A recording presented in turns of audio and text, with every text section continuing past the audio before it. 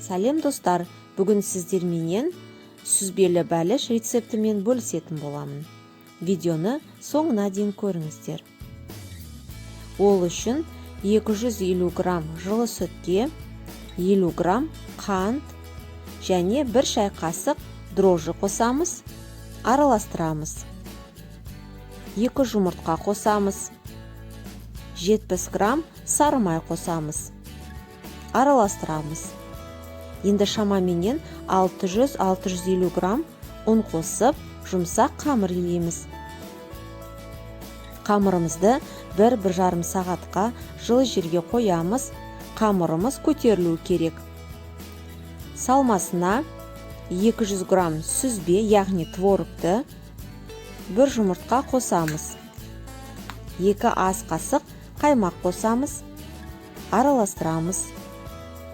90 грамм қант қосамыз. Қантты аз немесе көп өздеріңіз қалауыңызша қосуға болады. Біздің қамырымыз көтерілді.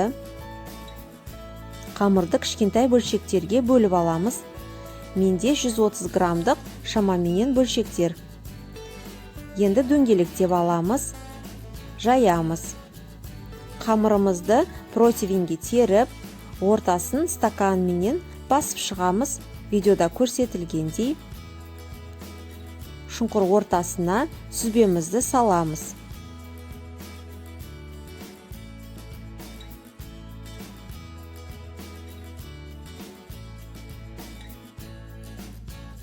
Қамырдың айналасына жұмыртқа жағамыз. 180 градуста 20-30 минут пісіріп аламыз. Біздің сүзбелі бәліштеріміз, ватрушкаларымыз дайын, өте дәмді, жұмсақ болып піседі. Балалардың көңіліне шығады. Міндетті түрде жасап көріңіздер, кеңес беремін. Жасалу жолы өте оңай. Отбасыларыңызға ұнайды. Егер менің видеом ұнаған болса, каналға жазылып, лайк басуды ұмытпаймыз. Назарларыңызға рахмет.